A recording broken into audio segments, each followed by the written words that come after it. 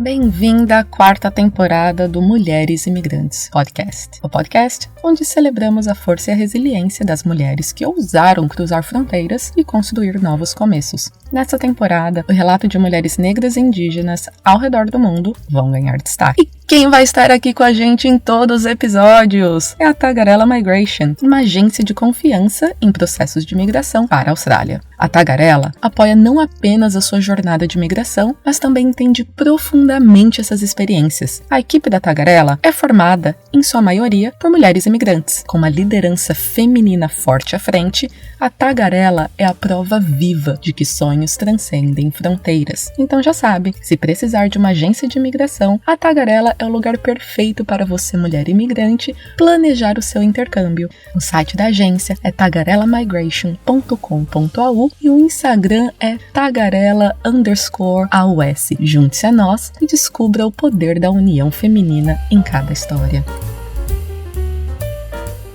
Olá, mulheres imigrantes! Eu sou Bárbara dos Santos, paulistana da Zona Leste e imigrante em Gold Coast, Austrália, há 17 anos. Convidada deste episódio natural de São Paulo, capital, apaixonada por conhecer novos lugares, música ao vivo e reencontrar amigos, UX designer e podcaster por profissão e piadista nas horas vagas, Camila Peixoto. Seja muito bem-vinda e, por favor, se apresente melhor às nossas ouvintes. Quem é a Camila na fila do trabalho? Na fila do trabalho. Poxa, eu na fila do trabalho ocupo lugares que as pessoas sempre tentaram impedir que eu chegasse. Então, eu tô ali, como é que... Eu sempre brinco que eu tô roubando os empregos dos gringos, né? Aqui nos Estados Unidos sempre tem essa coisa, Adoro! né? Job stealing immigrant. Eu vou tomar mesmo. Toma cuidado, fica de olho aí, senão vou tomar o seu emprego também. Não, mas eu também sou da Zona Leste, eu sou penha, 100% GL. Inclusive, eu acabei de chegar do Brasil, né? Eu estava lá de férias nas 3 últimas semanas, passei pelo Rio, eu fiquei boa parte do Rio, depois eu só dei uma passadinha em São Paulo. E eu sou imigrante, afro-latina, me reconheço como mulher afro-latina. Eu tô aqui nos Estados Unidos há quase 11 anos, em Chicago. Cheguei aqui como au pair, cuidando de criança. Uma viagem louca, assim, enfim, para chegar até aqui. Então, mas já vamos ali, então, começando. O que foi que te levou a sair do Brasil, então? Que aí a gente já entra na sua história. Putz. Eu, assim, influência, né, obviamente, de cultura pop, eu sempre tive muita afinidade, né, com TV, com livros e filmes, e eu tive muita facilidade de aprender inglês sozinha, né? Mas foi meio por desespero, porque eu não podia pagar uma escola de inglês, né, o CNA, então eu meio que tinha que fazer ali os meus corres para aprender a língua. E conforme eu fui para a faculdade, e logo no comecinho, eu tive mais... Eu entendi, não entendi, eu descobri o programa Au Pair, né? E eu pensei, nossa, é o casamento perfeito, né? Tem um baixo custo, eu vou ter a oportunidade de morar fora, e 1 ano, meu Deus, né? Tudo pode acontecer. E naquela época não existia Instagram ainda, Facebook estava só começando, então era o boom dos blogs. E assim, o blog das au pairs, eu passava o dia lendo, passava o dia inteiro lendo, quando, né, eu conseguia escapar um pouco do trabalho. E como era uma comunidade muito pequena na época, você sabia quem eram as meninas, então, sabia, fulana, você viu que o namorado dela levou ela para uma praia e tocou violão, pipipi, papapá. Eu sabia disso porque eu acompanhava e as meninas escreviam nos blogs e tal. Só que sempre foi, assim, uma coisa que ia e voltava, esse desejo de fazer um intercâmbio, né? Normalmente era por pressão da família, porque, enfim, vindo da Zona Leste, minha família super, super, super classe média baixa, enfim, nem sei se eu gosto desse termo. Minha família era pobre, né? Então, a gente teve que trabalhar muito cedo e a minha contribuição financeira era muito importante na minha casa. Então, se eu, né, saísse do Brasil por um ano, rolaria ali, né, um rombo financeiro. Então, tinha muito esse peso nas minhas costas, né, de que como a minha mãe, as minhas irmãs iriam se virar e tal. Eu sou a mais nova de 4 irmãs, então, enfim, nem pelo fato de eu ser caçula me poupou da responsabilidade. Eu estava lá ralando como todo mundo. E aí eu, enfim, né, pesquisando sobre o programa, vendo os blogs, sempre essa vontade sempre voltava, ou porque eu estava em um relacionamento e queria viver, né, o amor, meu Deus do céu, que coisa horrorosa. Ou eu estava num trabalho que estava indo super bem, e assim, eu ficava naquela coisa, tipo, eu vou abrir mão da minha carreira para passar um ano como babá, né? Sempre foi isso, né? Esse ping-pong. Até que no ano de 2012, eu decidi que ia ser por conta de um término de um namoro, assim, foi um trauma horroroso, e eu tava quase no limite da idade, né? Para ser au pair, você precisa acho que ser na maior de 18 anos até os 27. Eu estava com 25, né? Então dava para, né, ficar mais 2 anos. Eu falei, tem que ser agora, vai ser agora. Saí da editora em que eu trabalhava e vim para cá. E aí foi, assim, né? Os perrengues, as histórias, os babados e tô aqui até hoje. Desse tempo todo, né, de 11 anos, eu só me mudei de Chicago. Eu morei em Seattle por 5 anos a trabalho e voltei na pandemia quando eu engravidei dos meus filhos, né? Eu descobri que eu ia ter gêmeos e aí deu um pânico e aí a gente resolveu voltar, eu e meu marido, voltar para Chicago para ficar mais próximo da família dele, também porque era mais perto do Brasil, né? Os voos daqui de Chicago vão direto para São Paulo, então era mais fácil. E aqui estou. Nossa, Pulei, privilégio assim, deu isso, hein? um fast A pessoa forward. Não, e grande privilégio, você tá a um voo de distância do Brasil, que muitas pessoas, assim como eu, estão a É. vários voos. Eu nem imagino As quantas conexões. horas, quantas horas da Austrália Da até São Paulo? Austrália, o mais rápido que a gente consegue são 24 horas. Que isso? Não. Cara, e várias conexões, né? Imagina. Algumas. Ai, Ó, falando em neném, amor! gente, olha só. Oh, filha, a gente tá falando ABC, tá? Espera só um minutinho. Tudo bem. Um só, não foi os dois. Quando eles entram, né, em dupla dinâmica, e é mais difícil de segurar. Né, tudo bem.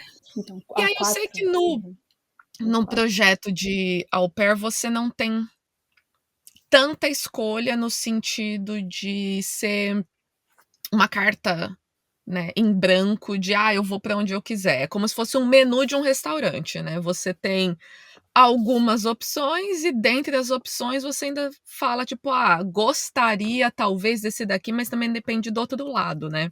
Uhum. Como foi então esse processo para você de escolha de possivelmente onde você iria? Então, quando as agências, né, de au pairs, elas vendem esse programa para você, eles usam muito a palavra match, né? Você vai dar um match com uma família e que não sei o quê. Mas, na verdade, eu acho que o poder está muito nas mãos das famílias. E eu digo isso porque 10 anos depois, né, quando eu tive filhos, eu tive uma au pair. Eu contratei uma au pair, então eu estive do Olha, outro lado do processo. Então, se a família gosta, a agência vai mexer ali, né, os pauzinhos para que o match aconteça. Então, não é bem assim.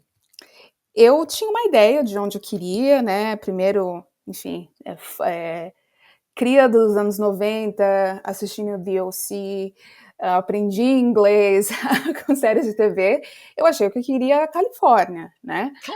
Claro, né? Adorava DLC também, by the way. Ai, eu sou fã de carteirinha até hoje. E eu fui. O único critério que eu, né, estipulei para mim mesma foi: eu não quero cuidar de bebê, eu não tenho experiência com bebês, eu quero criança grande. Né? Tinha minha sobrinha na época, que tinha uns 5, 6 anos, então estava muito confortável com crianças maiores.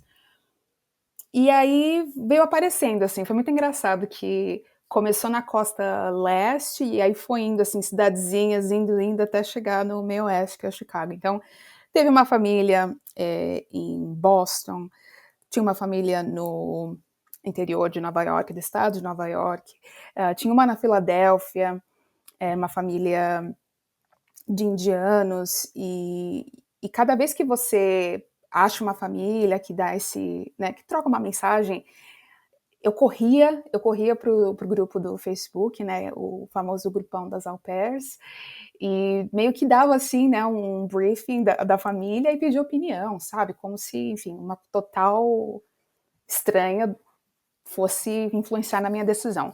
Até que chegou, né, na família em que eu passei os 2 anos como au pair. Era uma mãe solteira, assim, acho que a história foi muito chocante, assim, para mim. Eu fiquei tão intrigada que eu aceitei. Era uma mãe solteira com 3 filhos, primeiro, né? Quem no Brasil tem 3 filhos, né? Da minha geração, da sua geração? É muito difícil. Então, isso é muito da cultura americana também. Mulheres muito jovens têm uma porrada de filho. Mas isso é outro assunto. E ela tinha 2 meninos e uma menina, e ela estava procurando uma au pair porque ela estava retornando para o mercado de trabalho, estava voltando para a faculdade para ser médica. Eu falei, gente, muitas coisas nessa história. Quem que paga essa faculdade? Quem que banca essa mulher? Que rolê é esse, né? Uhum. E aí a gente conversou e ela, né, me falou que morava em Chicago, na cidade mesmo, não era no subúrbio. E na época, tudo que eu sabia de Chicago, talvez, sei lá, era o musical Chicago. Não sabia que era uma das cidades mais congelantes, né, daqui do meio oeste dos Estados Unidos, com um inverno rigoroso, Não muito sabia frio, não da sabia fama da nada, cidade não dos sabia. ventos. Não sabia absolutamente nada. Falei, aqui. Aí, a partir do momento que ela me ofereceu, ela falou, gostamos de você, né, queríamos que você nos aceitasse como, né, a sua família de au pair, papapá. Aí que eu comecei a pesquisar e tal, e olhar a minha rua no Google Maps, assim, mas eu fui muito, muito cega no sentido de ter mínima informação, assim, sobre a cidade e tal. E eu cheguei aqui, eu me apaixonei, assim, eu parecia uma criança, porque era uma liberdade, e eu não digo liberdade de autonomia, porque isso, enfim, sendo da ZL, eu já dava os meus pulos há muito tempo, mas era uma liberdade de ter acesso a coisas que eu nunca tinha tido na vida, crescendo, né, com uma escassez tão grande como eu cresci. Então, por exemplo, na rua que eu morava, tinha a estação de metrô, e o metrô funciona 24 horas, e eu lembro que, né, eu saía, encontrava os amigos, e voltava, tomava o trem, e depois ia andando até a minha casa sozinha, no meio da madrugada, nunca aconteceu nada, sabe? E olhar, ter acesso à cultura, a arquitetura de Chicago é fantástica, e aquilo eu só pensava, sei lá, no centro de São Paulo, o potencial que teria, por que as coisas não funcionavam do jeito que funcionam aqui. Então, ali para mim, assim, foi o divisor de águas, né? Tudo muito novo, ao mesmo tempo que era tudo muito familiar, porque, enfim, eu via na TV, via nos filmes e tal. Eu estava muito, muito, muito feliz e curiosa, porque, né, era um mundo novo ali, eu podia fazer o que eu quisesse, porque ninguém estava me prendendo ali, não existia... o outro aí. Não existiam as limitações, né? Tipo, moro na periferia, não posso fazer tal coisa porque eu não posso perder o metrô que vai fechar às 2 da manhã, né? Ou não posso ir em tal show porque eu não consigo voltar para casa, não tenho carro e o táxi é muito caro, sabe? Essas coisas assim. Não existia mais aquilo, né? Eu fazia o que eu queria. Então, foi maravilhoso. Eu acho que eu fiz a escolha certa. Óbvio que nesses 2 anos, assim, com essa família, teve altos e baixos. Muita coisa aconteceu, mas eu acho que eu tinha que estar aqui. Acho que a família meio que foi o canal que me trouxe até aqui. E foram só 2 anos, né? O que veio depois né, do au pair, meio que foi muito maior e mais gratificante do que o programa em si, né? E aí, voltando então um pouco na sua história e falando sobre a Camila ainda em São Paulo, né? Falando sobre o seu processo de vir de uma família que você era mais nova de 4, que todo mundo precisava contribuir. Como que foi que você conseguiu fazer faculdade, então? E qual curso que você escolheu fazer? A respiração aí já indica muita coisa. Já indica muita coisa. Eu fiz letras por causa de uma pessoa chamada Luiz Inácio Lula da Silva.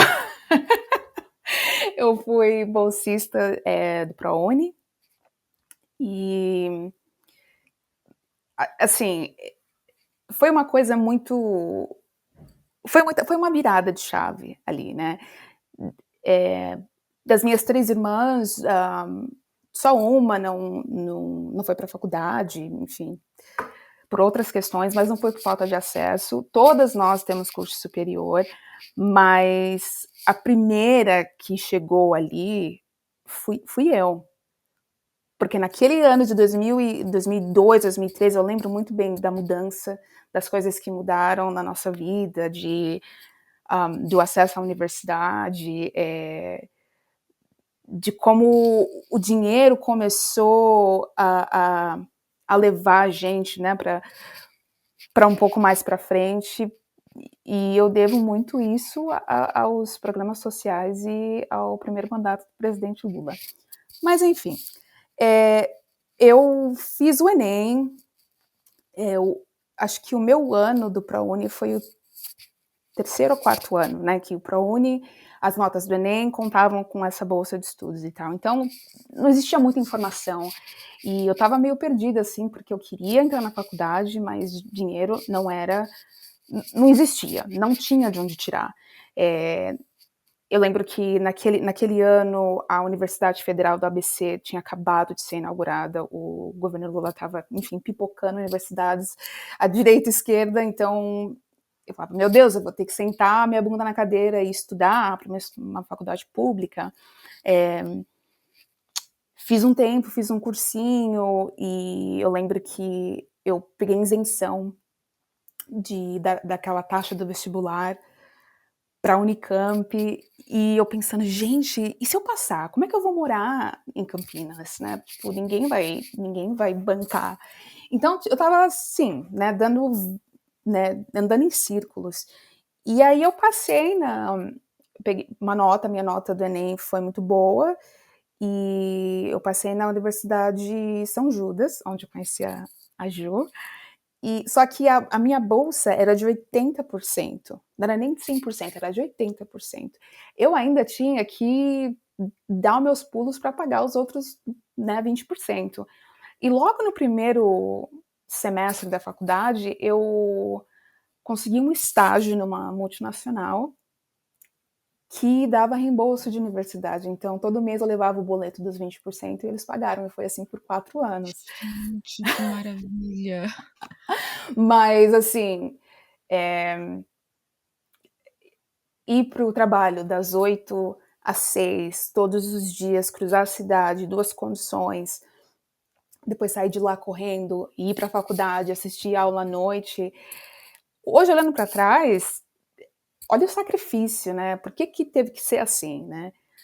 Mas era a forma que estava ali ao meu alcance e foi o que, né, me carregou ali na graduação.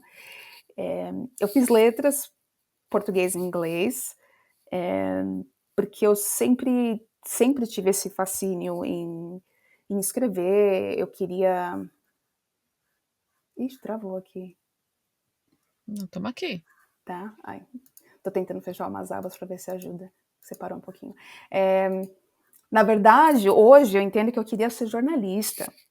Eu deveria ter feito jornalismo, mas eu fiz letras porque eu tinha nessa conexão de livros e de escrever, mas eu também tinha uma pontinha de desejo de ser professora, né? Eu lembro que no meu último ano do colegial tinha um professor de geografia na escola que ele era bárbaro. E no fim ele não estava dando uma aula de geografia, ele estava dando aula de sociologia, sabe? Ele falava de umas coisas fantásticas sobre comportamento, sobre, enfim, pessoas, muito mais do que geografia clássica, aquela coisa de mapas e tal. Então eu achei, se eu vou ser professora, né, se dar aula, lecionar é do jeito que esse cara faz, eu quero ser também, né? Então foi meio assim, né? Mais seguindo uma coisa assim do coração do que vocação, né? De fato. É isso. E aí, como então, voltando ali para os Estados Unidos, você vai, faz esse programa de au pair, e aí como que Camila consegue ficar nos Estados Unidos e de onde apareceu esse tal desse MBA que você fez? Nossa, Outro rolê. mais um rolê. Eu cumpri os 2 anos de au pair, porque eu queria muito voltar para o Brasil. Quando você completa, né, o período do programa, você tem o direito à passagem de volta, né? A passagem, a agência paga. Então, lá para o finalzinho, eu sabia que eu queria voltar. Eu sabia que eu queria voltar para Chicago, eu ia dar um jeito. Então, eu pensei, vou cumprir, né, as minhas obrigações até o final, vou viver a vida loucamente, pegar a passagem e voltar para o Brasil, e quando chegar lá, eu dou um jeito de voltar. E naquela época foi o começo do Ciências Sem Fronteiras. Então, estava cheio de brasileiro aqui por causa das universidades, a Universidade de Chicago, a Northwestern. Estava cheio de brasileiro. Eu falei, gente, como é que essas pessoas estão vindo para cá de graça? Eu também quero, né? E aí eu comecei a pesquisar a possibilidade de trocar o meu visto para estudante para entrar num mestrado. E assim eu comecei esses planos. Fui para o Brasil. E logo que eu cheguei no Brasil, eu consegui um emprego em uma editora. Eu trabalhava com editoração, né, editando e revisando livros. E eu consegui um freela de 4 meses. Esses 4 meses é o suficiente para eu me reorganizar. E como eu já tinha o visto de turista americano, eu não precisava tirar ou tentar o visto de estudante saindo do Brasil. O meu plano era voltar para cá como visto de estudante, visto de turista, e chegando aqui, aplicar para a universidade e depois trocar, né? Dar os meus pulos. Só que quando você troca o seu visto aqui dentro dos Estados Unidos, você não pode sair, né?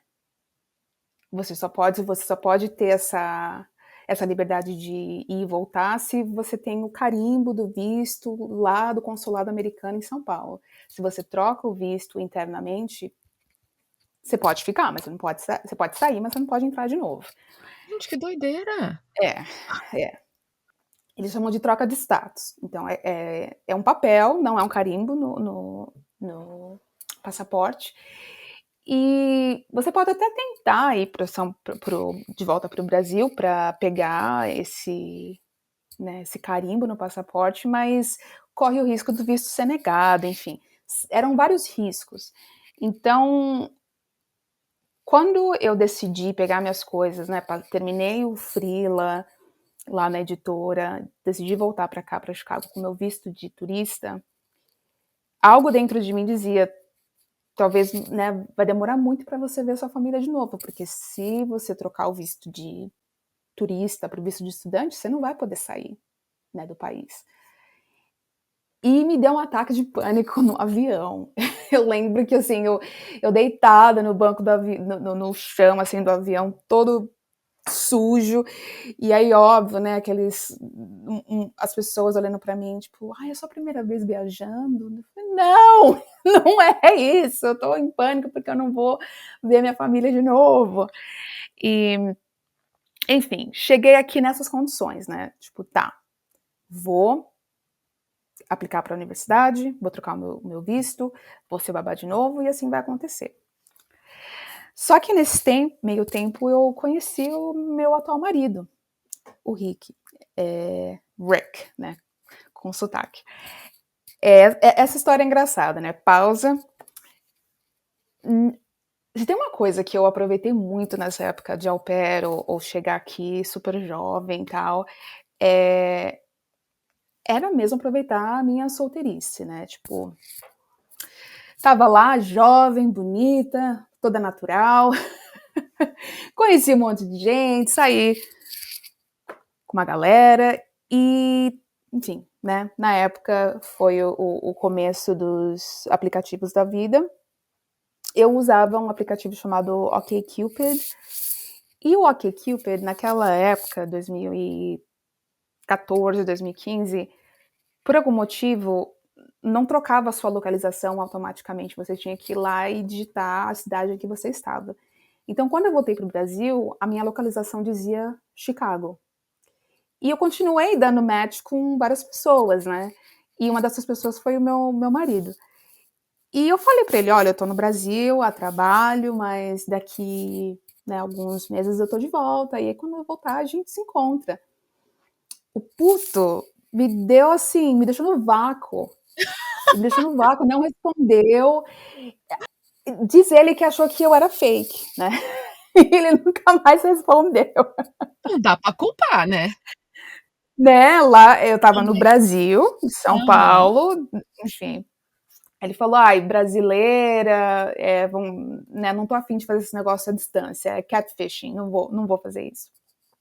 E aí, não sei por que, né, por qual motivo, meses depois, ele resolveu entrar em contato de novo e falar, tipo, você é real? Você tá voltando para Chicago? Aí, por coincidência, era o final de semana que eu estava voando, né, antes daquele ataque de pânico. E aí eu falei, olha, eu tô chegando, tal, quando eu chegar, enfim, eu te passo meu telefone e a gente combina, tal, de sair e tal. E aí eu cheguei e a gente se encontrou, a gente, né, tivemos o nosso primeiro date e 5 meses depois a gente estava casados.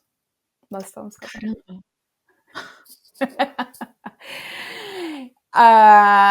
Não é, provavelmente não é a primeira história que você ouviu aqui, né, de casamentos assim, né, no estalar de dedos, mas foi muito assim, prático e, né, auge da paixão, enfim, a gente estava muito apaixonada e estava dando tudo muito certo. Eu sabia que eu sentia que seria um relacionamento a longo prazo, né? Só que nessa história de trocar o visto de turista para estudante, eu passei em uma universidade para fazer o meu master's, só que a universidade estava pedindo comprovante de renda. Comprovante de renda porque aqui nos Estados Unidos você não pode trabalhar sendo estudante, né? Então eles perguntam, quem é que vai bancar esses estudos? E assim, você sabe também, imagino que a tuition de internacional é o dobro, né, da mensalidade do local, então é aquele valor vezes 12, porque né, a mensalidade, a tuition anual. Da minha família, ninguém tinha aquele dinheiro, estávamos falando de thousands of dollars, né? Coisa de, sei lá, 150 mil dólares. Uma coisa absurda, sabe? Ninguém ia ter aquele dinheiro. E mesmo que a universidade depois daria a possibilidade de aplicar para bolsas. Mas eu precisava primeiro comprovar e mostrar quem estava bancando, né, os estudos. E eu falei, não vai rolar.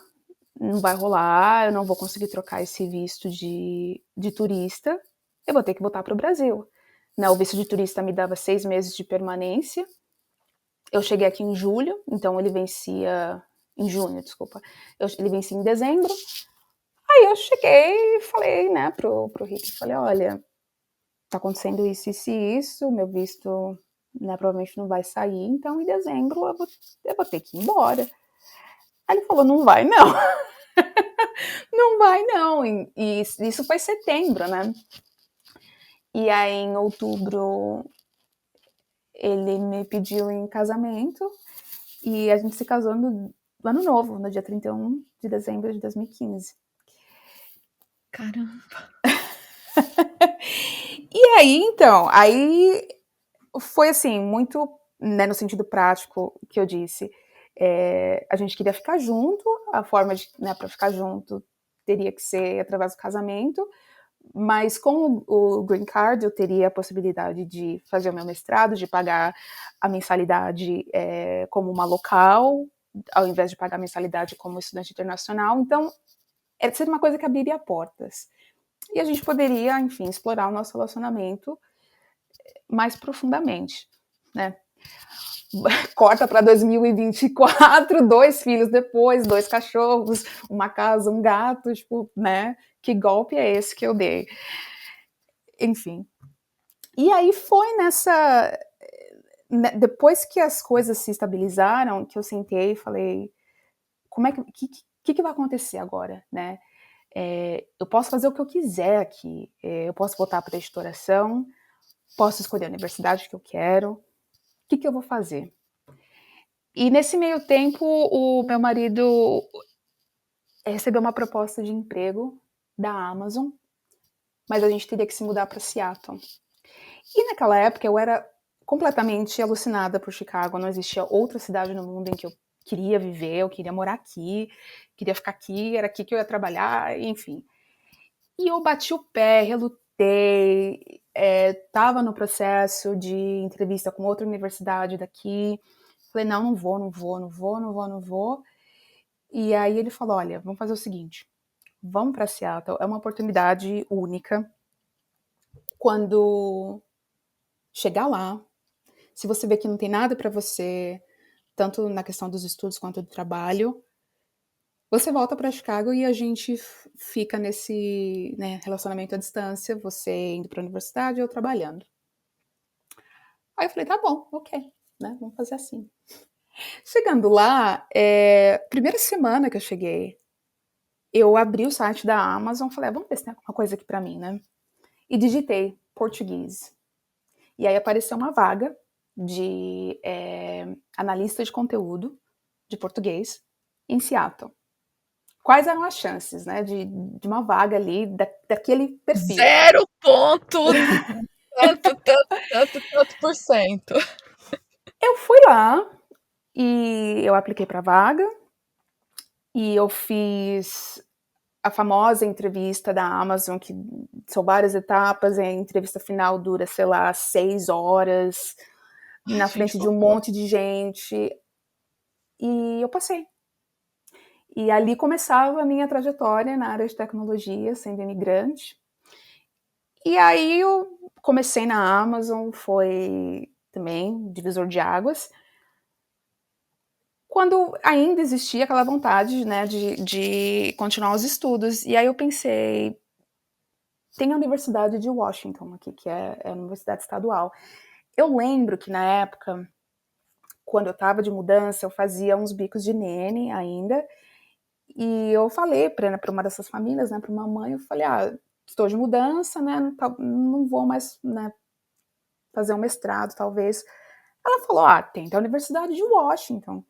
Eu comecei a rir, eu falei, você tá louca? Tipo, é top 10 dos Estados Unidos, quem que vai me aceitar? Só que do jeito que ela falou, uma naturalidade, pra mim foi assim, tipo, não, tá fora, né, do meu alcance, isso não existe.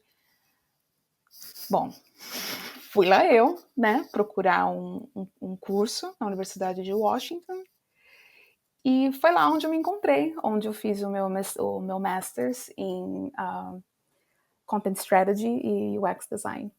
Tipo, uma das maiores universidades dos Estados Unidos, trabalhando em tecnologia, e tudo isso porque, assim, né, eu bati o pé, dizia que não queria, porque não existia oportunidade para mim em Seattle, e em 2 semanas, tipo, tudo mudou, né?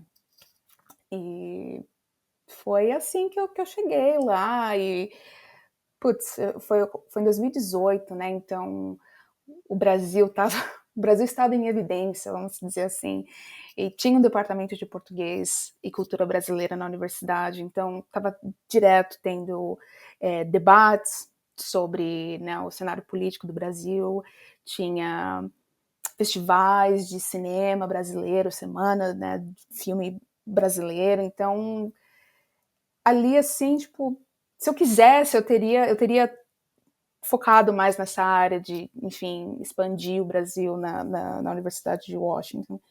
Mas só o fato de estar ali onde eu queria tanto, eu lutei tanto para estar, né, e continuando com essa conexão no Brasil, foi assim, é como se todo aquele plano, né, de voltando para São Paulo, pegando o metrô lotado e olhando os blogs de au pair, né? Tipo, eu jamais imaginaria que eu né, estaria naquela situação. Foi uma... Esse rolê foi um dos mais longos. E olha só, né? Tipo, o seu primeiro emprego nos Estados Unidos, fora essa parte, né, de ser au pair, foi já numa grande empresa que muitas pessoas sonham em trabalhar. E você foi tipo, pô, meio que até que contrariada, né, de certa forma. Não quero, Mona, porque é em outra cidade. E que saco, mas, né, deixa eu tentar, deixa eu me abrir para a oportunidade e ver se tem alguma coisa. E aí a pessoa vai lá e fica 4 anos na empresa. não, parece até que é falsa modéstia, mas não é assim. Eu acho que tinha um motivo para estar ali. E depois, assim, como eu não sossego, eu sempre quero mais, a minha função era trabalhar com conteúdo para o Brasil, que na época a Amazon estava, né, expandindo para o Brasil. Antes eles vendiam só livros, depois eles começaram a vender outras linhas de produtos. Eu pensei, eu não quero ficar encaixotada só trabalhando com coisas do Brasil. Eu vou dar um jeito de sair, né, daqui, e eu vou ser especialista em alguma coisa, em alguma outra coisa que não fosse o Brasil, né? É o meu país, mas não é isso aqui, vai me prender demais. E com o mestrado e descobrindo a área de UX design, assim, me levou a um outro desejo também, né? Sendo cria dos anos 90, anos 2000, a virada de tudo, né, do analógico para o digital, eu sempre fui curiosa de programação, de computador, e eu não sabia que aquilo era uma possibilidade para mim. Ninguém nunca falou, talvez exista uma profissão para você na área de tecnologia, para você mulher negra, para você periférica, para você que talvez não seja super técnica, mas, enfim, você tem a facilidade. Então, é como se tudo que aconteceu, tudo que a partir dali daquele emprego da Amazon, só aconteceu porque eu estava em Seattle. Se eu estivesse no Brasil, não teria, eu tenho certeza que não teriam oferecido aquele emprego para mim. Toda vez que eu estava em alguma reunião e, enfim, por algum motivo eu estava conversando com alguém do Brasil, eu rapidamente olhava o LinkedIn da pessoa, tinha um nome lá, ou era meio italiano, ou meio alemão, estuda nas melhores universidades, fez um MBA de não sei da onde, e branco. Né, o escritório da Amazon por muito tempo foi predominantemente branco, eu estive lá. Então, eu sei que aquela oportunidade não teria acontecido para mim se eu tivesse ficado no Brasil. Estando ali em Seattle, estando num outro ambiente, né, e como o mundo corporativo americano funciona, dali eu não parei mais, entendeu? Eu saí ali da redoma mercado brasileiro, comecei a entender o que é UX design, comecei a estudar mais sobre design de experiência, e a minha tese do mestrado foi sobre inteligência artificial e aquelas... Na época eu trabalhei... houve um tempo em que eu trabalhei com Alexa. Então a minha Que eu tese... queria muito que você contasse, porque, gente, uma pausa. A Camila apenas ajudou criar, lançar a bodega toda. Calma. O criar a gente coloca aí porque a gente quer, tá? Mas o lançamento, toda a estratégia, tá lá, foi a senhora que estava junto. Eu estava junto, e uma coisa que as pessoas precisam entender é que, obviamente, a Alexa não é uma pessoa real, óbvio. Existem pessoas trabalhando naquela tecnologia, só que aquelas pessoas são homens brancos tomando decisões sobre um produto que é usado por bilhões de pessoas ao redor do mundo, né? Então, aquilo me deixou muito curiosa, e a minha tese foi sobre essas assistentes de voz e pessoas com sotaque, né? Que eu entrei, assim, num mundo, assim, tipo... Eu fiz entrevista com pessoas que diziam que elas queriam muito usar ou tirar proveito dessa tecnologia, né, de voz, mas que elas tentavam falar com a Alexa e a Alexa não entendia, porque não reconhecia o sotaque. E isso não é porque a Alexa é burra. São as pessoas que estão construindo aquele produto que não estão levando em conta a inclusão de outros dialetos, de outros sotaques, de outras vozes, né, no sentido literal mesmo, né? Então, foi ali que também me deu mais um impulso para continuar nessa área de tecnologia, para ser essa voz que nunca está em lugar nenhum, que nunca é representada, né? Isso foi de 2009 para 2020, né?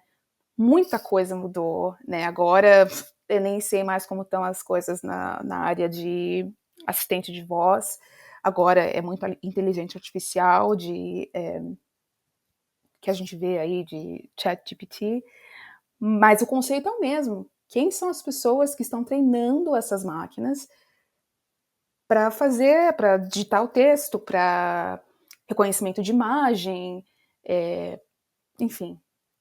A tecnologia, o mundo da tecnologia ainda é muito racista, é muito xenofóbico, e putz, eu caí de gaiato, e me dar uma causa para brigar, me deixar feliz, vai me deixar feliz. Então, eu acho que eu tô, assim, no lugar certo, falando dos temas certos, dos temas que eu me importo, né?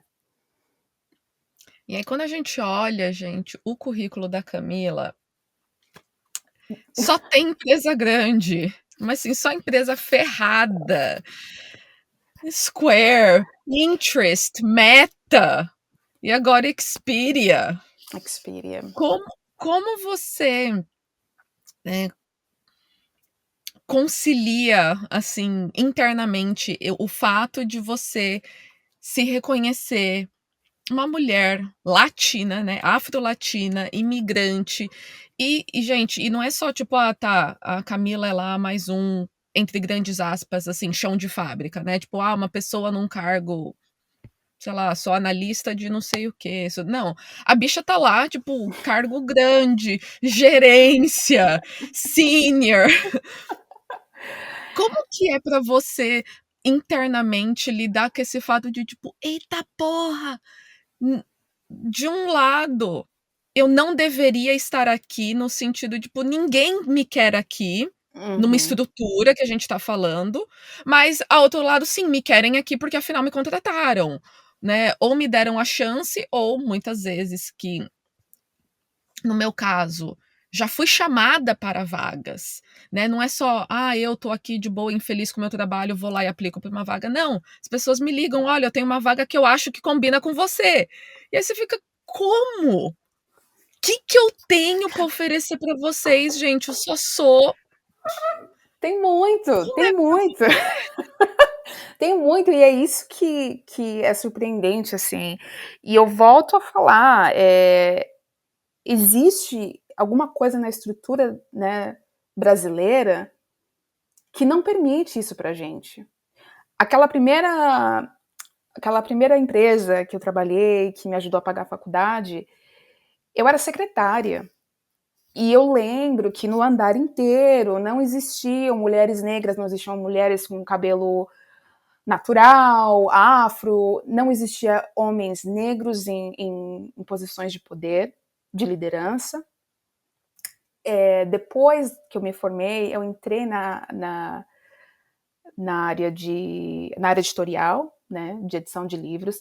Ali, minha filha, ali é pior, porque não é só branco, é branco elitista, e tem uma coisa de São Paulo, não sei se você vai se identificar, mas não é sobre a faculdade que você faz, é sobre a escola. A escola, tá falando, tipo, da primeira à oitava série, sabe? Você fez o colégio equipe, você fez o colégio de não sei o que, não sei o que.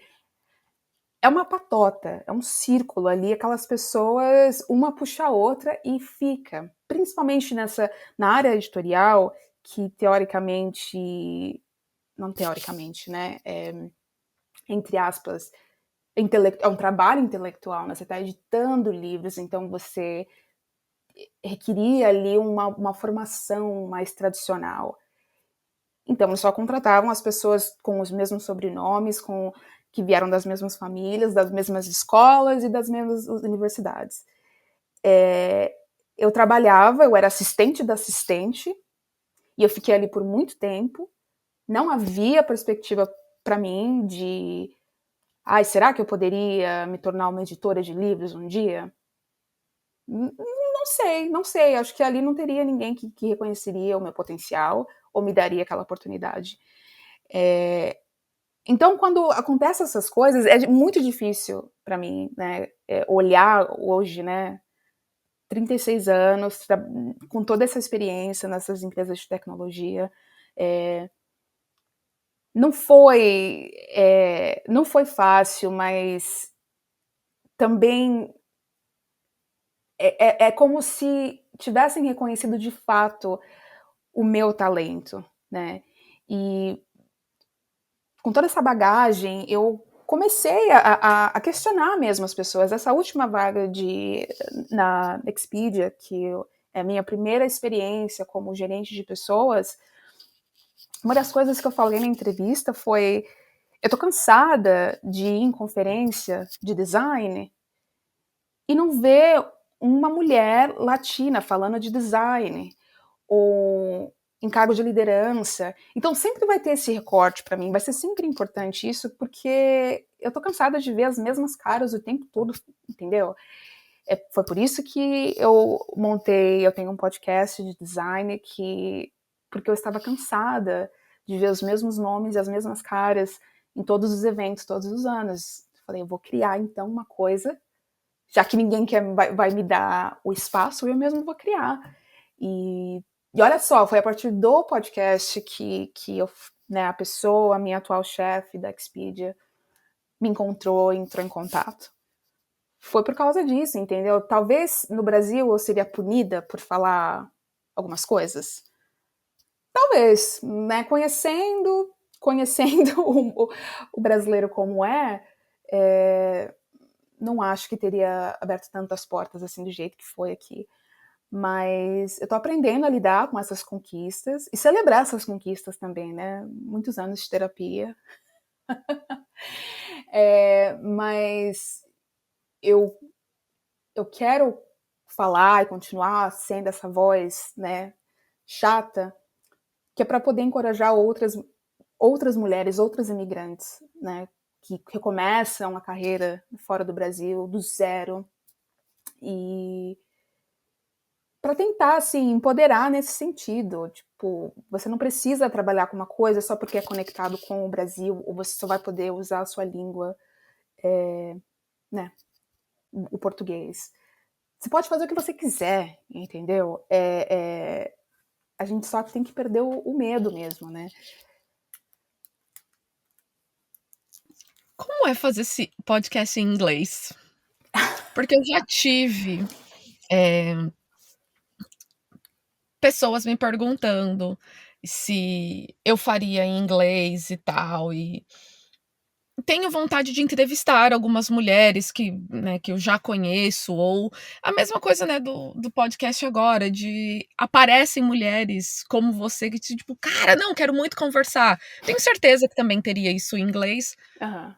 mas eu não sei o porquê, pra mim me teve essa atração de voltar, talvez, a ter mais conexão com o português, porque não tinha tanto. O Ai, que foi sim. que te levou, então, a querer fazer um podcast em inglês? E como é para você gravar e falar com outras pessoas ali?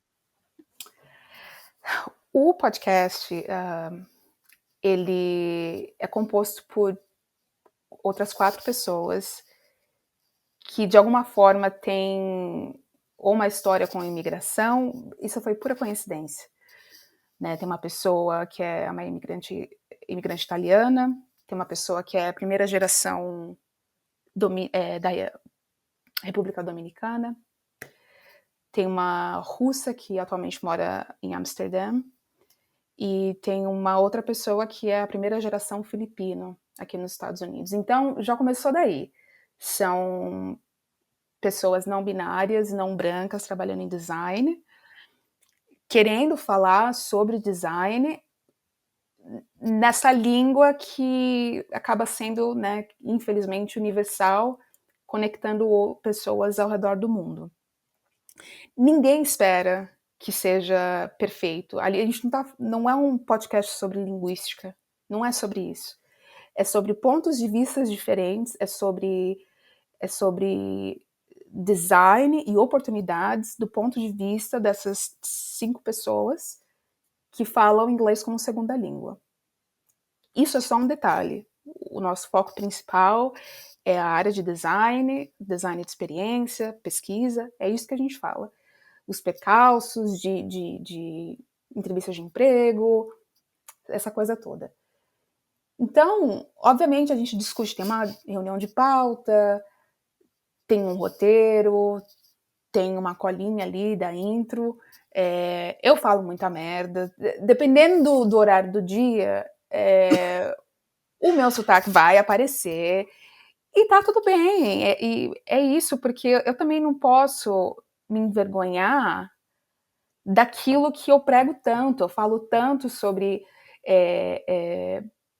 ter mais imigrantes, ter mais latinos, principalmente latinos, trabalhando na minha área, encorajando que eles falem com inglês com sotaque, ou fazer um trabalho em que eles têm que usar inglês e o inglês é a segunda língua, e eu me podar desse jeito quando é a minha vez de fazer, entendeu? Então, vai com medo mesmo.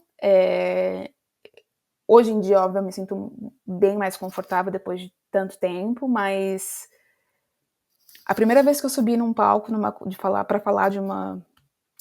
A primeira vez que eu subi em um palco de uma conferência, enfim, do trabalho, que me deram o microfone na mão, eu não era nem, eu nem estava preparada, entendeu? Então, eu entendi que, para mim, não é problema nenhum ter a minha colinha ali do lado, ou me preparar, ou pensar, né, 3 vezes antes de falar uma coisa. É porque é como o meu cérebro funciona. Enfim, eu falo 2 línguas, mas isso não pode me parar. E não vai parar. Ai, gente, que não pare mesmo. Que eu estava assistindo, né, me preparando para gravar com você, e eu estava assistindo um vídeo seu, acho que era no YouTube, que é uma entrevista. Você Meu? não, entrevista não, é tipo um workshop seu Ah, tá, tá, tá. falando. Gente, plena, plena. Tipo, não, tá ali mega desenvolta ali, pá, falando, desenrolando super no inglês. E como é isso pra Olha, você? é... isso, na verdade, foi na força do ódio. né? E vou te contar por quê. Na época, em 2014, da época do Ciências Sem Fronteiras, conhecendo um monte de brasileiro que estava aqui, chegando para fazer o doutorado sanduíche, com tudo pago, e eles não falavam um pingo de inglês. E eu ficava puta da vida com a situação, não era com as pessoas, enfim, era tipo, porra, eles estão aqui, não precisam tirar um tostão do bolso e não conseguem, não sei, talvez desenvolver o idioma ou não se importar tanto a ponto de estudar o idioma ou se tornar fluente. Então, aquilo ali era um gatilho para mim, assim, eu vou ser melhor, eu vou ser melhor que todas essas pessoas, né? Infelizmente, eu não estou na posição de, enfim, fazer um intercâmbio em que eu não tenho que pagar nada, estou aqui sendo babá, então eu vou fazer disso a oportunidade para ser melhor que todos eles. Tem um episódio também, parece que eu odeio as pessoas do Ciências Sem Fronteiras, não é verdade, é que foi uma parte ali da minha história. Um dos primeiros dates com o meu marido, a gente foi encontrar uma amiga minha, e ela tinha uma outra amiga que estava visitando e tal. E isso era, na época, um pouco antes do impeachment da presidente Dilma. E aí, na mesa, começou o tópico, né, política, e essa menina, amiga da amiga, descascava e falava mal do Lula, falava mal da Dilma, falava mal do Brasil, fazia assim um descaso, um pouco caso do Brasil.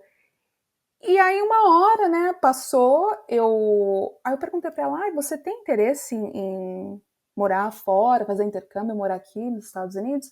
Ela falou, tenho sim, mas eu só vou fazer isso se for pelo Ciências Sem Fronteiras, porque eu não preciso pagar nada. Olha, menina, o quê? Só que assim, eu já tinha tomado umas cervejas, né, era o verão, eu comecei a chorar, porque eu fiquei tão revoltada.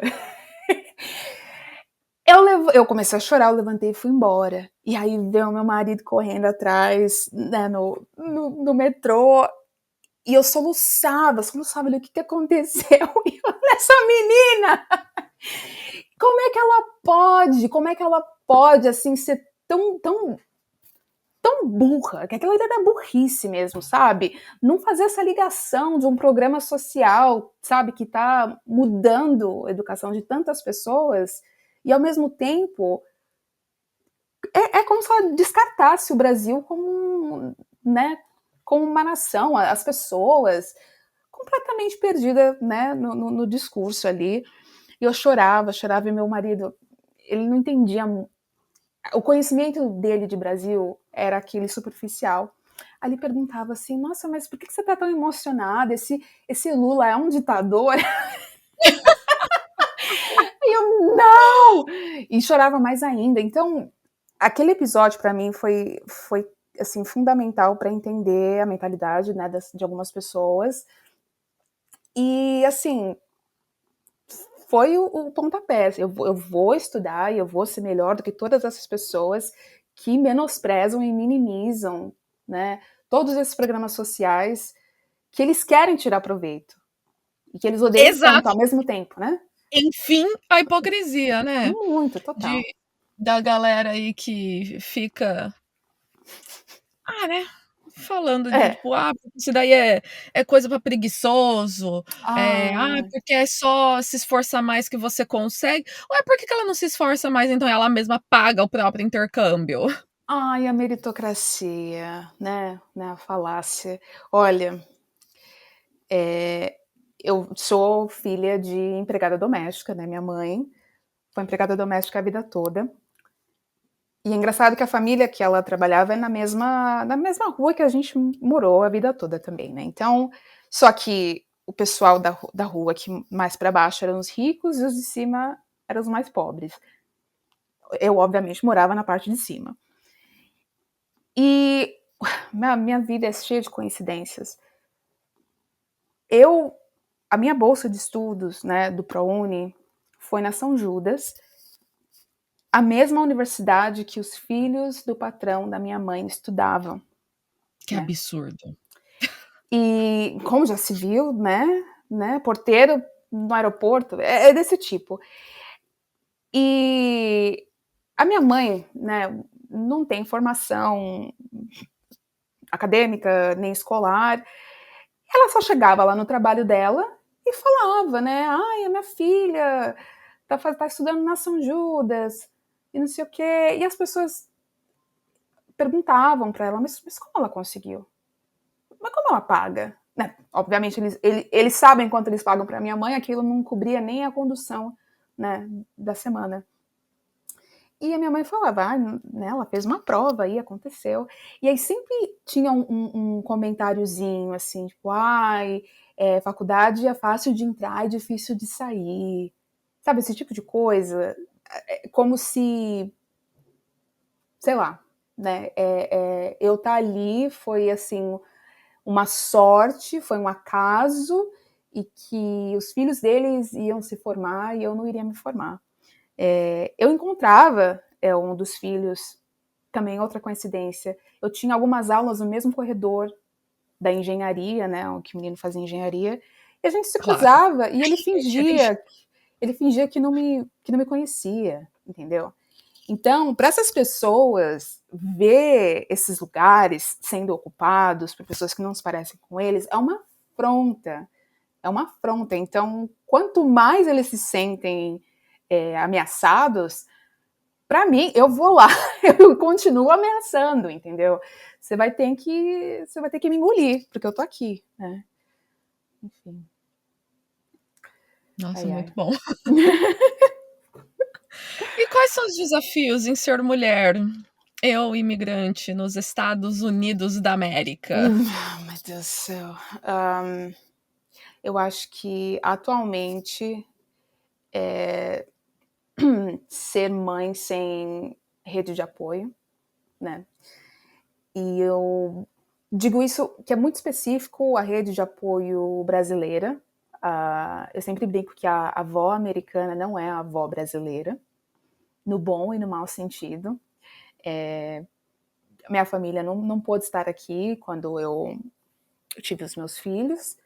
Auge da pandemia, acho que as fronteiras ainda estavam fechadas, não estavam emitindo nem passaporte, nem visto, nada. Não tinha condições de alguém vir para cá. Mas nesse momento, assim, a maternidade já é muito solitária, né? E quando você é imigrante, acho que intensifica muito mais, porque as suas referências, né, de infância ou da forma de criar um filho não vai ser a mesma. Você está longe da sua família, talvez você não está sendo cuidada, né, da forma que você achou que na cultura brasileira como a mãe é cuidada. Então, acho que nesse momento a maternidade é o maior desafio. E de ser imigrante é de ter... Não, isso é muito específico daqui de Chicago. Tem tá rolando uma crise de imigração de refugiados da América Central e da América do Sul, cruzando a fronteira do Texas, e os governantes, né, do Texas estão colocando esses imigrantes dentro de um ônibus sem falar nada, né? Essas pessoas não falam um pingo de inglês. Colocam elas dentro de um ônibus e desovam essas pessoas como se fossem o nada aqui em Chicago, no meio do frio, né? Essas pessoas vêm de países, da Venezuela, por exemplo, nunca experimentaram um frio rigoroso, não tem nem roupa para vestir direito. Então, como imigrante, para mim agora nesse momento primeiro, me compadecer dessa situação e tentar fazer alguma coisa. No outono, alguns meses atrás, eu fiz uma campanha do agasalho e eu levei né, no porta-malas do meu carro, caixas e caixas de jaquetas e luvas, e fui em alguns locais onde eu sabia que esses imigrantes estavam acampados.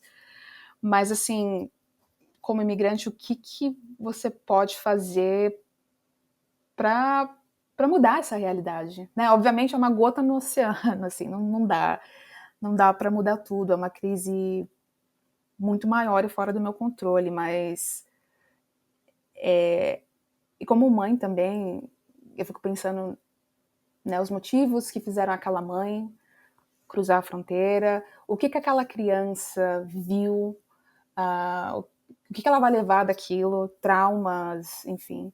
Então acho que está muito difícil agora para mim ver essa situação como imigrante também, em uma situação completamente diferente, né, vários privilégios, e como usar esses privilégios para ajudar essas pessoas.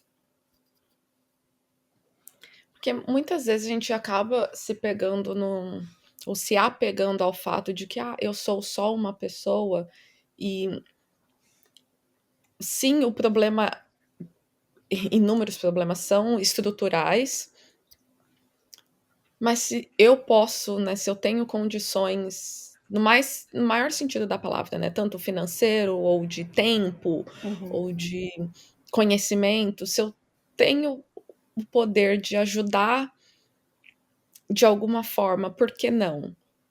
Que às vezes você não sabe, às vezes é uma dessas pessoas que você de alguma forma ajuda, que pode ser um catalisador para uma mudança maior, né? Sim. E sim, a gente tem que cobrar por mudanças no macro, mas, cara, o micro tá tão ferrado. E aí, né, a gente falou tanto sobre os programas sociais, que são o que o macro precisa fazer, Sim. mas se você pode ali ajudar com uma campanha do agasalho para que essa pessoa consiga ali depois sair, ter um acesso, por que não?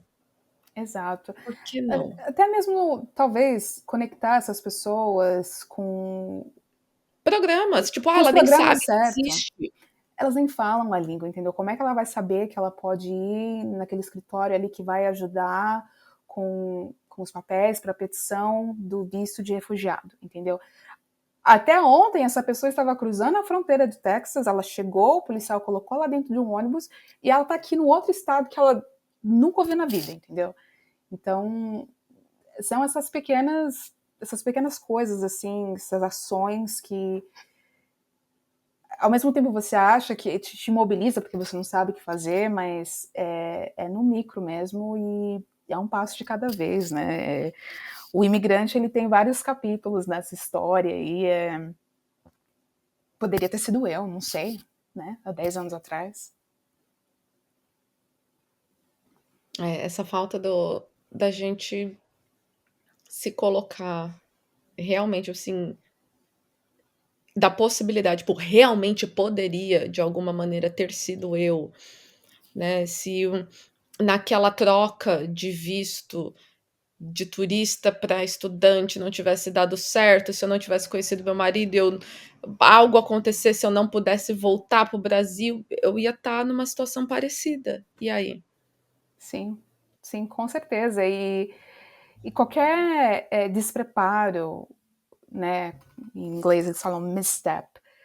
Qualquer coisa poderia ter sido deportada. Uma vez eu fiz um bico de neném para uma mulher louca que me acusou de ter roubado o óculos dela, o óculos de sol, clássico, né? A empregada doméstica que roubou.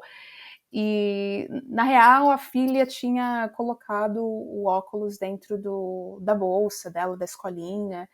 E, assim, a situação toda foi super humilhante, porque a mulher tinha câmera na casa, ela não me falou, e ela começou a falar, você pegou meus óculos toda vez que você ia no banheiro, umas coisas assim, sabe? Se ela tivesse encafufado de ligar para a polícia, ela estava muito louca, né? Se ela tivesse ligado para a polícia, certamente, sabe, seria a minha palavra contra dela. Então, você está sempre ali vulnerável, mesmo com os documentos, mesmo sendo, né, estando no intercâmbio, com tudo certinho, você acaba sendo vulnerável, porque afinal você está na ponta mais fraca, né? Então, não é a mesma situação dos refugiados, óbvio, mas enfim, tudo pode acontecer. Uhum. Mas é pensar, colocando naquela escala do capitalismo, né, que a classe alta, né, no Brasil acha que eles estão muito mais próximos de um bilionário do que eles estão dos pobres. Uhum. E pra gente, em muitos momentos, até você atingir o nível de ser cidadão imigrante, né, no país que você escolheu, a gente está muito mais próximo da situação precária do refugiado do que a gente está dos privilégios do cidadão daquele país. Uhum. Mas nunca que a gente vai se ver e vai se reconhecer nesse lugar. É igual o lugar do rico. Imagina, gente, eu ganho 30 mil reais, 50 mil reais no mês. Bom para você, você ainda está mais próximo de mim, que ganha 2 salários mínimos, do que você tá do bilionário que você tanto idolatra.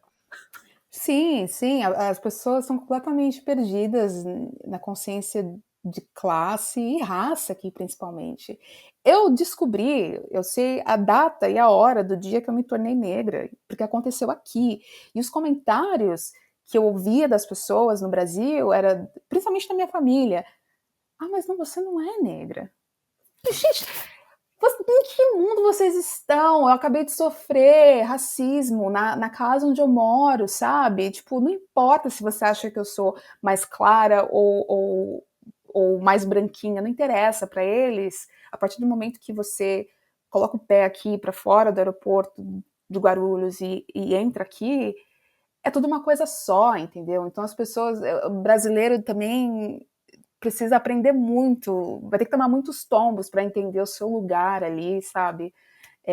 Como imigrante, como pessoa não branca, como classe média, enfim, você não é rico, você não é milionário, e você não é branco. Mas essa parte do não branco eu acho muito interessante, como nos Estados Unidos, principalmente, mas em outros países também, né, quando a gente vai preencher um formulário falando sobre a sua raça. Você é isso, aquilo, não sei o quê, latino. E é engraçado porque eles colocam isso como raça, mas também uma coisa geográfica. E aí isso engloba, né, então, tipo, e aí os próprios negros estadunidenses não reconhecem os negros brasileiros ou latinos como negros. Não, eles são latinos. Não, mas peraí, não é a mesma coisa. E eu acho muito curioso, e deve ter alguém da parte de sociologia e afins, né, que estuda um pouco mais essa área, porque qual que é a diferença entre o branco, questão de pele e privilégios apenas? Qual que é a diferença do branco brasileiro, do branco peruano, do branco estadunidense ali? Tipo, se você só colocar uma foto um do lado do outro, então não tem diferença. Mas aí, quando você vai colocar na prática, não, peraí, essa pessoa latina. Mas como eu, branca, latina, estou no mesmo barco, na mesma categoria que uma pessoa negra brasileira? Porque algumas coisas dos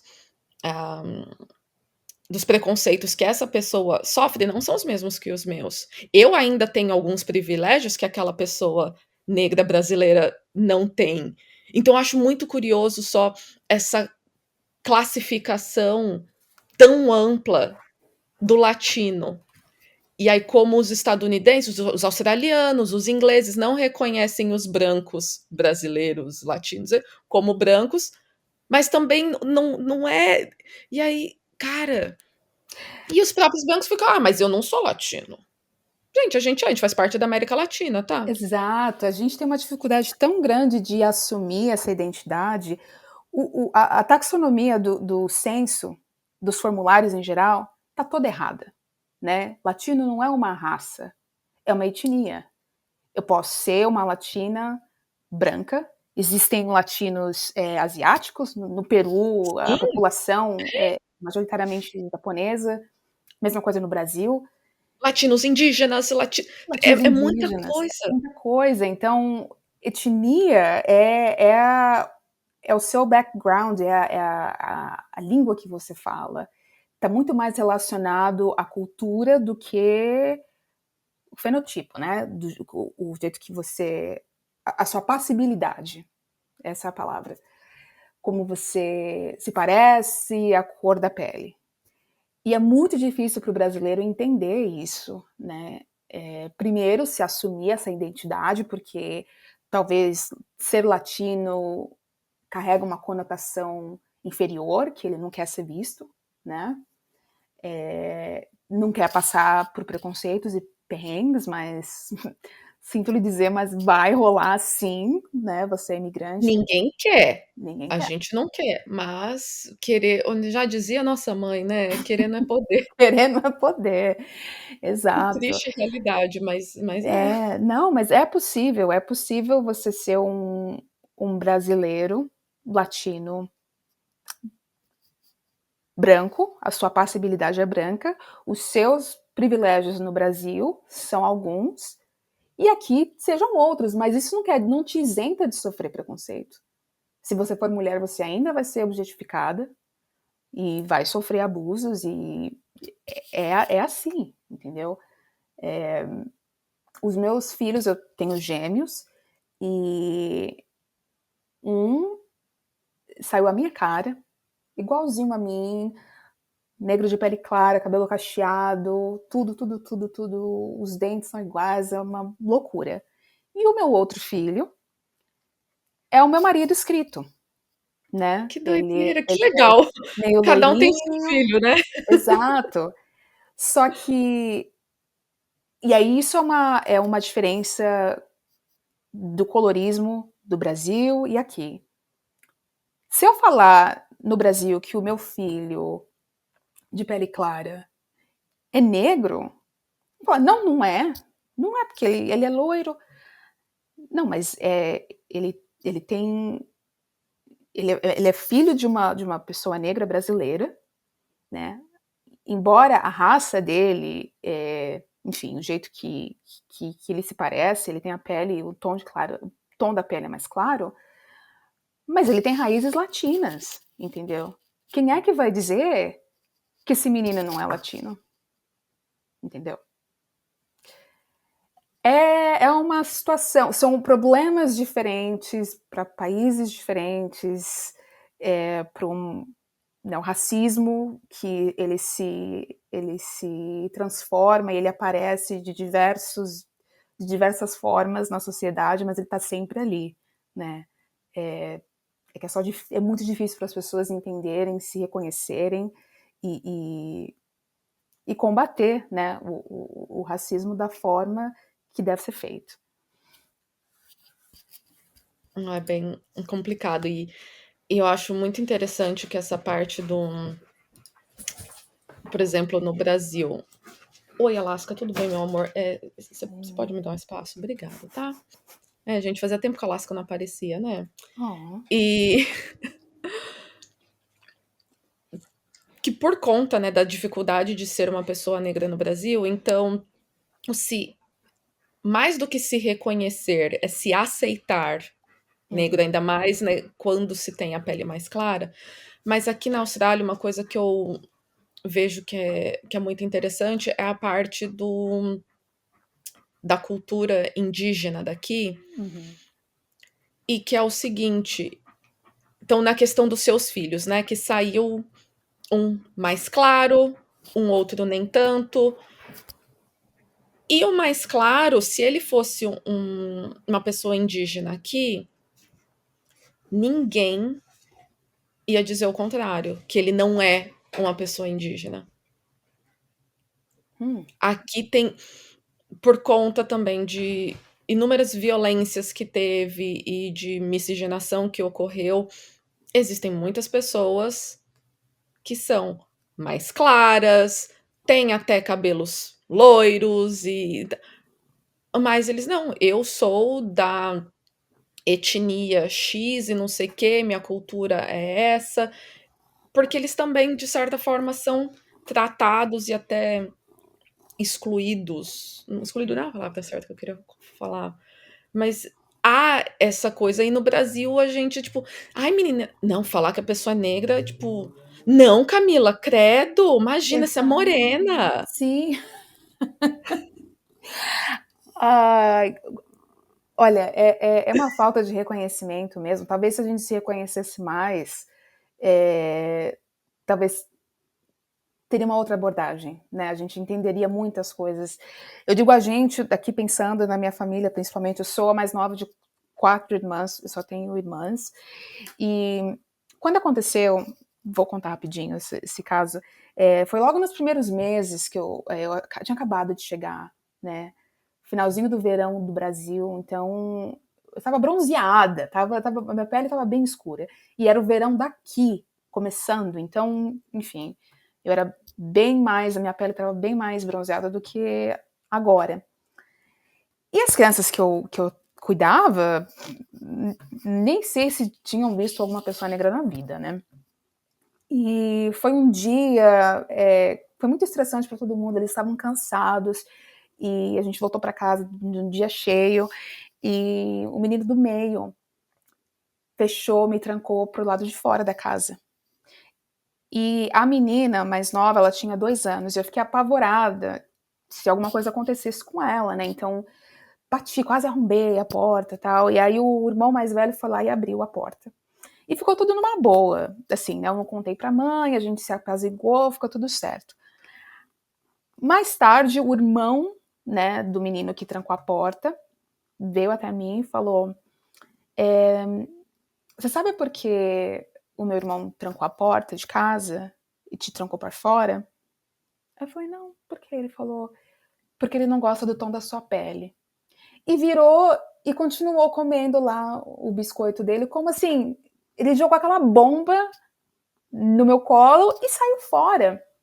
Até aquele momento, eu nunca tinha passado por um caso de racismo, de preconceito tão claro, né? Obviamente, né, crescendo no Brasil, o racismo era velado, tava nas entrelinhas, mas ali, falei, não, peraí, né? O menino intencionalmente fez aquilo e ele falou em alto e bom tom porque o irmão foi lá e repetiu e falou para mim, entendeu? Então, aí foi aí nesse dia, exato dia, que eu entendi que eu era negra e eu fiz um post no Facebook.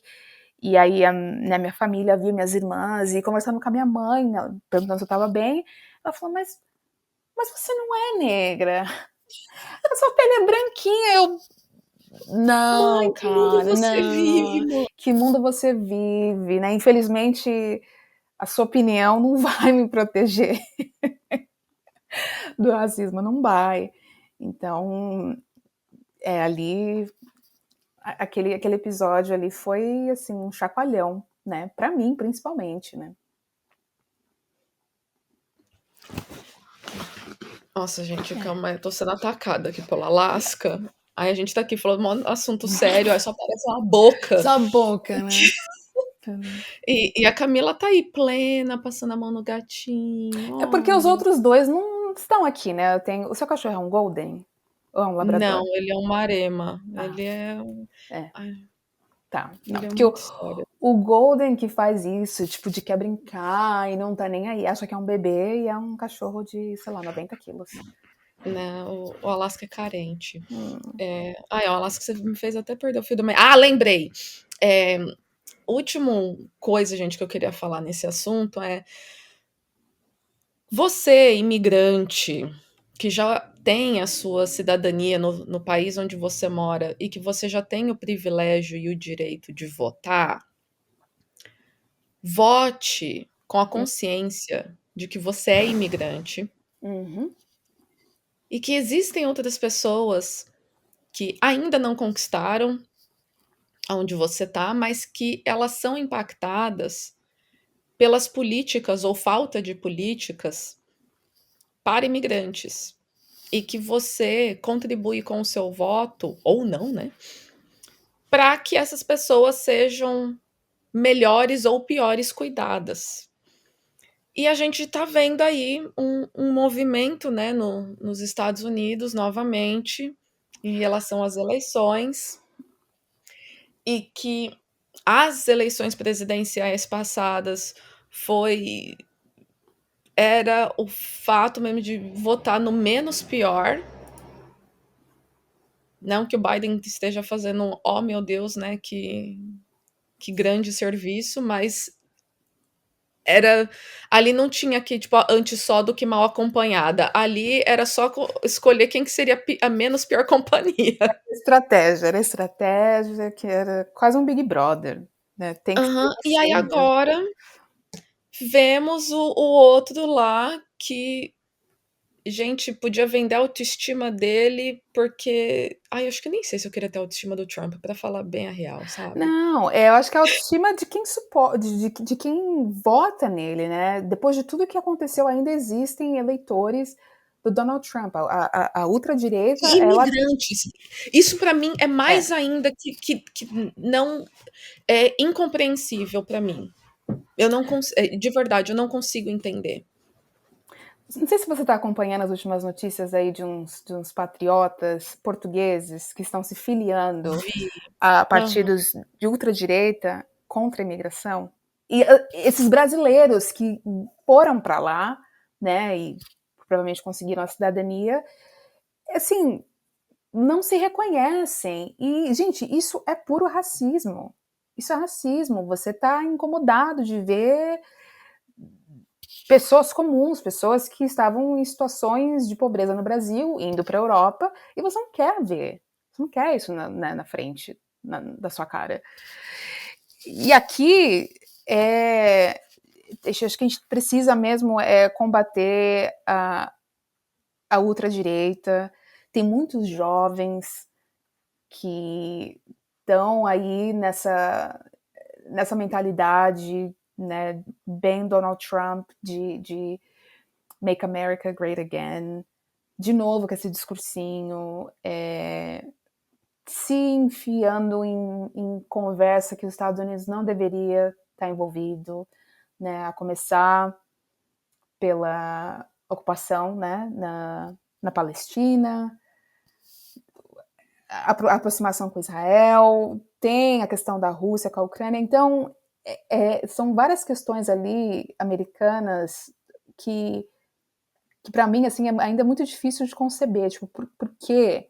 Por que a gente gasta tanto dinheiro com armamento militar e tem tanto problema? Nossa saúde, o sistema de saúde aqui é vergonhoso e a gente gasta tanto dinheiro com militarismo. É surreal. Que tem, né, tanto dinheiro disponível para isso. Ah, de algum lugar vem. De algum lugar vem, com certeza.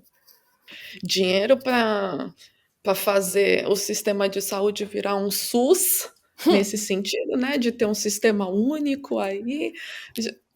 Dinheiro a gente não tem. Mas para mandar uns mísseis aqui e ali, uma arma aqui acolá, a gente tem dinheiro de sobra. Não é interessante para eles criar um sistema de saúde universal. Eles, para sempre, a gente vai para sempre estar envolvido com esses planos de saúde, e eles têm um lobby com o governo, e aquilo ali nunca vai se desfazer. Enquanto houver dinheiro ali, os bolsos, né, dessas pessoas, dessas empresas e dos governantes continuarem, né, enchendo de dinheiro, a população vai perder. Ai, meu Deus. Meu marido tá perguntando de mim já. E eu já ia caminhar para o final agora que eu dei uma olhada no Então vamos lá, Camila, foi um prazer conversar com você. Muito obrigada pela sua Prazer é presença, pelo meu. seu tempo. Mas então, antes de terminarmos, vamos para a nossa lupa cultural, que é aquele momento de indicação de trabalhos feitos ou protagonizados por mulheres. Eu espero que durante a nossa conversa tenha colocado alguma coisa aí na sua cabeça de dicas, já que no começo a gente tava, eita, que eu esqueci de qualquer coisa. Ai, não, eu lembrei de uma coisa, de um filme, não, antes de eu dar minha dica, queria muito agradecer o espaço.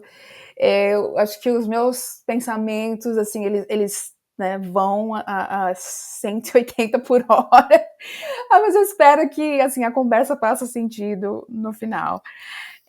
A minha dica é um filme que acabou de ser indicado, né, ao Oscar, Past Lives, que ele é dirigido por Gente, uma... maravilhoso, eu amei, Você amei, amou? amei, amei, Por amei. uma sul-coreana, uma imigrante sul-coreana, Celine Song, a protagonista também conta a história de uma imigrante da Coreia do Sul, que ela tem um amigo de infância ali, grudados, e a família decide migrar para o Canadá.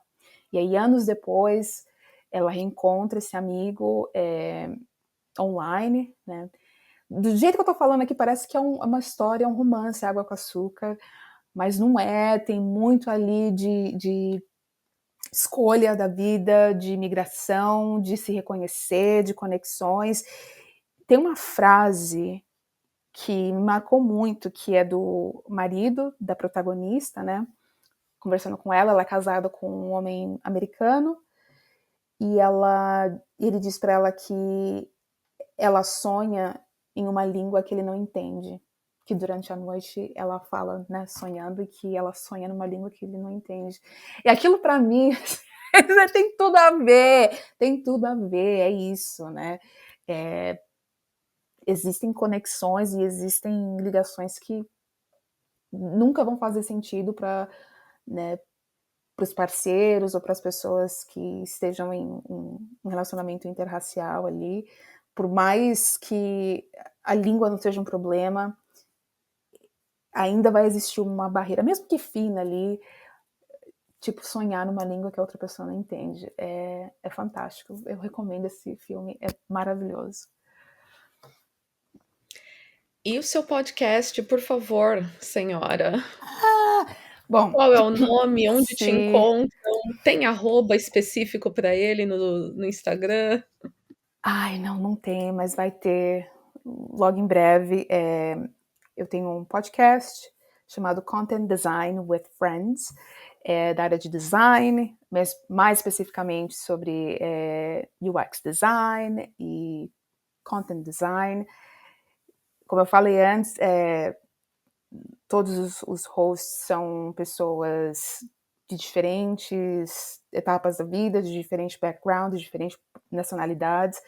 É um podcast em inglês.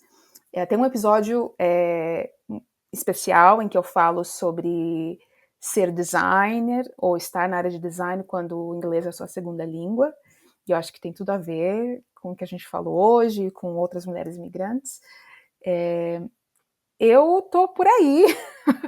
Eu tô no Twitter, no antigo Twitter, no X. Não consigo largar o osso. É a minha única rede aberta. CB Pechous. CBPECHOUS. E no LinkedIn também, eu estou super aberta para falar de trabalho, de tecnologia, de design, dar dicas, de transição de carreira. Estou ali disponível. Olha, gente, eu quando fiz a pauta, eu comecei com um episódio, com uma coisa só que eu ia recomendar, mas é que ao longo da conversa foram aparecendo mais outras duas coisas, então vou rapidinho aqui colocá-las.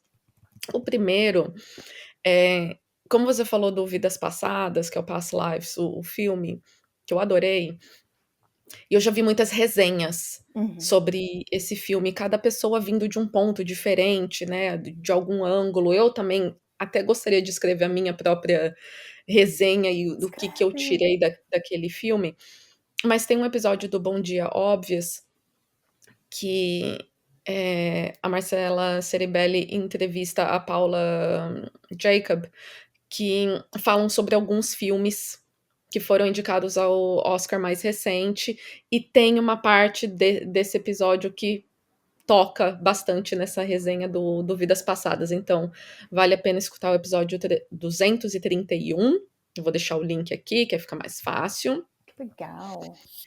Aí, você falando, né, sobre ser uma mulher que fala sobre UX design, como é ser imigrante também, tem uma brasileira aqui na Austrália, que também é imigrante, da área de UX design, que ela criou um canal no YouTube, tem página no Instagram também, que é da Joyce Sueco, o arroba dela é UX com Joy, e ela ensina bastante coisa em português, principalmente para a galera querendo ingressar na área de UX na Austrália. Ela recentemente, acho que foi no final do ano, ela foi made redundant no trabalho dela, e aí ela conta também como foi o processo de conseguir um novo emprego na área e passa por tudo isso. É bem legal. Para quem é da área, vale a pena. Maravilhosa, já vou adicionar. Como é que você me falou isso antes? E eu tinha colocado um episódio do Não Inviabilize, gente, um episódio do Luz Acesa. Eita. E eu sei que a galera que gosta do Não Inviabilize, tem muita gente que não curte o quadro do Luz Acesa, que são as histórias de dar medo, que geralmente são histórias com uma pegada mais sobrenatural e tal. Mas o episódio que eu vou indicar chama Encontro. É um episódio muito fofo e bem por cima. É a história de uma mãe que já faleceu, que ela de alguma forma providencia o encontro de uma mulher com o seu viúvo e a sua filhinha, e eles se tornam uma família. É linda a história. Pra mim, aquilo podia ser um amor nas redes, não tem nada de... É um amor nas redes, não é um Luz Acesa, gente. Então, se você tem medo, escute, assim, sem medo nenhum, só vai. É um episódio muito bonito. Eu também adoro a ideia. Gente, mas... Maravilhosa. Essas são as minhas indicações. Camila, muito obrigada. Agradeça as crias por terem, numa hora e 40 aí de gravação, ter vindo só uma vez. O Alasca me incomodou muito mais do que as crias foram aí te falar: mamãe, vem aqui ficar comigo. Agradeço o marido também por ter feito a parte dele em ser pai e cuidar das crianças enquanto você está aqui. O básico. Não, eu que agradeço. É maravilhoso, né? É como se, assim, transportasse duas brasileiras, colocasse em uma mesa de bar, uma mesa de padaria, e o tempo passa. E você não vê, né? Então, foi muito bom. Muito bom estar aqui. Gente, muito obrigada a também quem nos escutou até agora. Vão lá no Instagram nos seguir, @mulheresimigrantespod. Deixa comentário lá no Spotify falando o que você achou desse episódio da Camila e todos os outros. E a gente se vê no próximo episódio. Obrigada a todas que escutaram até aqui e também a patrocinadora desse episódio, Tagarela Migration. Adoramos receber comentários e feedback sobre os episódios, que você pode fazer no e-mail mulheresimigrantespod@gmail.com ou nas nossas redes sociais, Instagram, Facebook e TikTok, @mulheresimigrantespod, no Twitter, @mulherespodcast, e estamos também no YouTube, onde você pode ver esse episódio em vídeo. Aproveite que está nos dando essa força e deixe 5 estrelas no Spotify e um comentário falando o que achou desse episódio. Na Apple Podcasts também rola 5 estrelinhas. Favoritar no Google Podcasts, Deezer ou na sua plataforma preferida para não perder a notificação de quando sair um episódio novo. Esse podcast é uma produção independente, então não deixe de nos seguir e compartilhar para chegarmos a mais pessoas. Você também pode nos apoiar financeiramente com o preço de um cafezinho, chá, vinho ou até uma água no buymeacoffee.com/mulheresime. Todos os links estarão na descrição. Esse podcast foi produzido por mim, com apoio de Fabiana de Donato e editado por Soul Conceitos. Obrigada e até o próximo episódio.